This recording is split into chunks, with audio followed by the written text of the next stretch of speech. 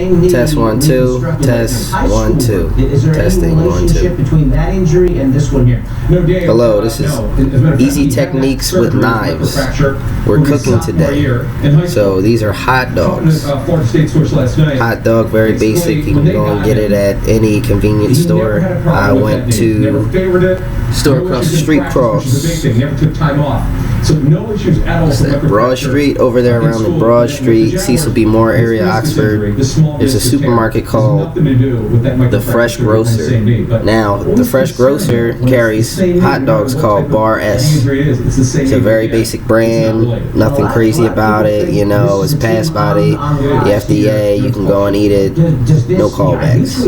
Very good hot dog, very reliable if you need it in your everyday arsenal of food to cook for the family. It works. It definitely works. So, I have this hot dog. I am going to cut it in 3 different ways, and I'm going to have 2 examples of it each time. I'm going to dice something up. I'm going to cut something in half. And I'm going to divide something into sections. They're going to have a very good football team, much improved, but the first way I would go at this when it comes to cutting up any of this, I'm going to cut this in half.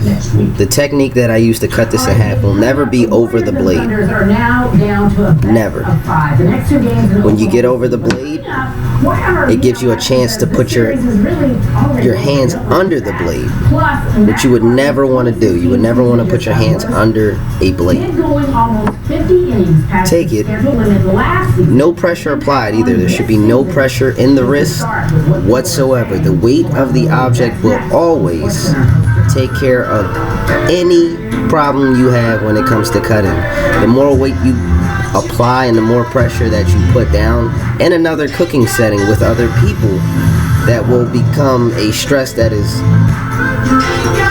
uncharacterized or uncharacteristic of other people, because that is a natural way, just a way to cut things. And you'll see with experience, the blade is a very nice friend. Literally, you touch the blade is activated, and that's how it works. Right now my hands are very cold, so I'm just getting the blade in my hand and relaxing again and understanding what's going on. Please make sure too, when you do cut, that you're always placing the object that you're cutting right near your belly button, close to the belly button. I say maybe about 6 inches in space. Nothing more, nothing less. As you see, the hot dog is completely cut. We can take it off the blade. And we have a hot dog cut in half. Once again, watch me again.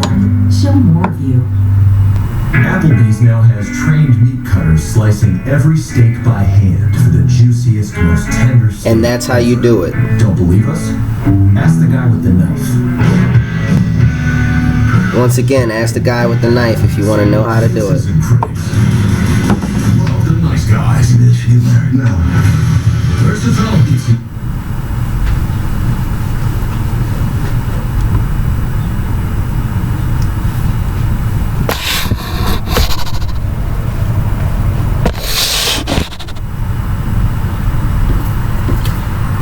So now we have things cut in half. Now we're going to cut this into 4s. So we're going to cut it into a division. Just like the first hot dog, we are going to cut in half again, making sure that we shield all of our hand with our knuckles.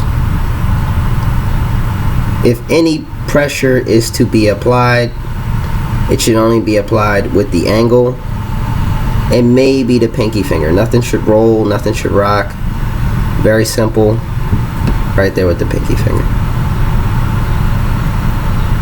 So now that's done. No pressure applied. If anything, if you're going to feel tightness, a lot of people say you should feel it in the wrist. That is incorrect. You should feel it in the forearm. And that I could only see that happening maybe if you're dicing a lot of things. Now, if you're a caterer of that such, and that's what you do, then yes, that's what we'll go with. But for the most part, when it comes down to it, you will probably not see anything where you will have to encounter those types of muscle dystrophies. Again, want to take it, chop it into 4, press straight in. There are also ways you can pull in and out, and we'll get into that too. I normally like to push down and out through the object, and then go from there.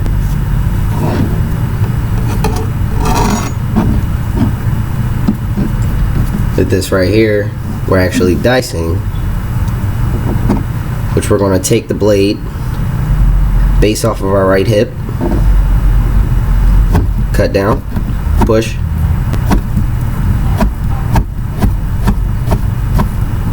and you push down through. Dice them up. So now these are cut to dice. Then place the hand on top. Cut through. And we have diced hot dog.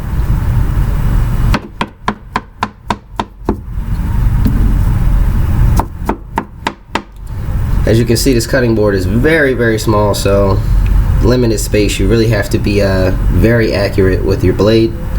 As you see, I'm holding the blade from the far back end. For guys getting used to things, I would recommend holding the actual blade itself. And you'll see that the handle of the blade is not as big as you think. When you start controlling the whole handle, less pressure will be applied by the top of the hand or your palm.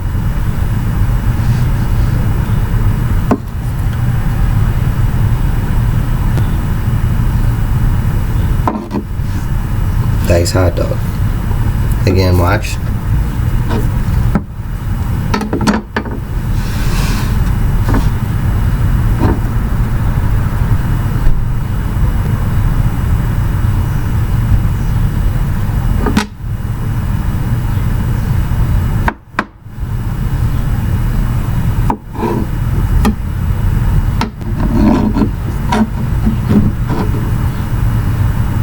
Watch as I turn it over too.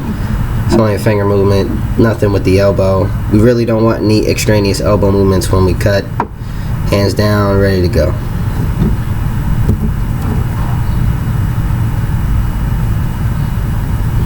I really do not apply pressure with the front finger. Never do. Never will.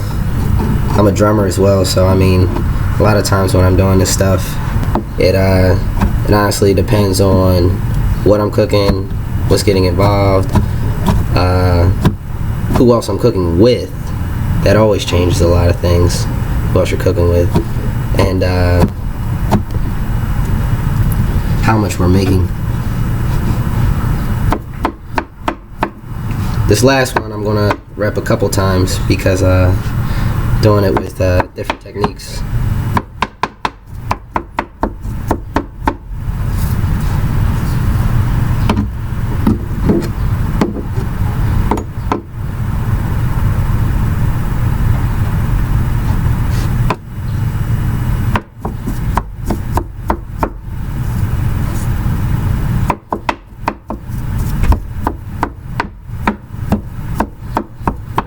I mean, honestly, when it comes to dicing, I would say your palm is the best. More times out of less times, I would say, using your palm for things to gauge and to see, that's the best. Using your fingertips to see is very dangerous, and a lot of people do get hand injuries and suffer hand injuries. I've seen people even lose fingers just because they don't know how to reference their palms spatially between their body and the actual board. I would always advise you to always keep your focus mainly at the board in the center. Get used to looking at the proper set position. A lot of people are very flim-flammy and they move And just because of certain ways to inebriate yourself, you will run into that problem. And these people have those problems every day, but you try to adjust and move past those things. Now, as I'm cutting this, straight into it, nothing too crazy. Again, when we're moving the hot dogs through the blade does not move itself. It is pivoted and positioned off of the cutting board at the top edge of the cutting board. If you're not using a cutting board and you're actually you're just using like a cutting surface, then yeah, you can you wouldn't have the problem of using the edge, and you can actually gauge it more off of the position of the top of the blade. Top of the blade does not want to move. And you can also rock with the arm just to finish the cut. As you can see, some of my my cuts weren't as accurate as I wanted, so in order to ensure accuracy, what we can do is move the blade. And depending on how far you want to move, you can move. Try not to move the blade though, the actual blade itself. As you can see, that's what I did. That's why these came out like this. Now, to see a better rep, and there's a lot of stuff on the board, you're going to make sure that there is always a consistent focus to the center of the cutting board. You focus there without moving your hands or your eyes, and just continuing that motion of press down with the left, press down with the left, straight down with your right, no problems. Watch again.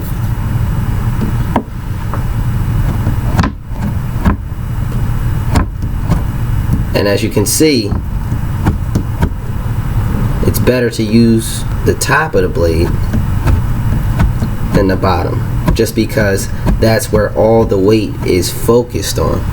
Your focus when you cut is so key and so vital to using the blade and moving objects, because it's all distributed by weight. All of the science of cutting is distributed by weight. And when you get used to it, you can start seeing under the blade and seeing how detailed and how fine this process is. But the motion, again, watch. Straight down, center of the blade, moving. Right? Try not to blink when doing as well. When in the kitchen, just in general, I wouldn't even, I would try not to blink. Just because it's a focus inhibitor. And that's it. Cutting hot dogs, numerous ways. Hope you enjoyed and you saw some of the technique, and maybe you can use some of it. I really don't care, but if you get something good out of it, it might be pretty cool. Alright, and everybody just have a nice day. Take it easy.